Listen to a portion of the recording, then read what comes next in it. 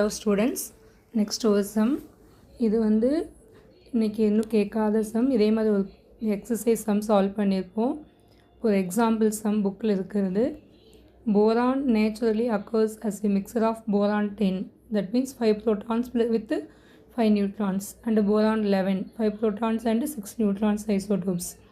The percentage abundance of B10 is 20 and B11 is 80.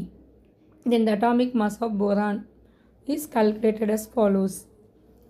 Boron atomic mass என்னன்னு find out பண்ணதுக்கான ஒரு sum இது. Atomic mass of boron equal to இப்போ boron 10ல வந்து நமக்கு என்ன பார்க்குறது, percentage abundance வந்து 20 கொடுத்துருக்காங்க இல்லையா.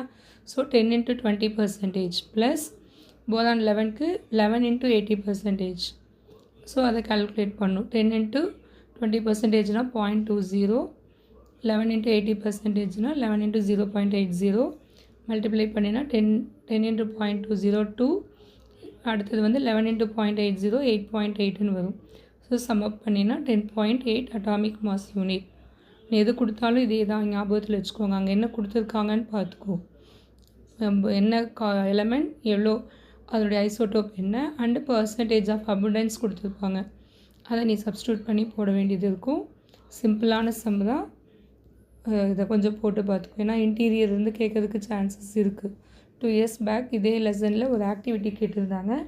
ஸோ இது எக்ஸாம்பிள் சம், அதனால் இதை கொஞ்சம் ப்ராக்டிஸ் பண்ணிக்கோங்க. All the best.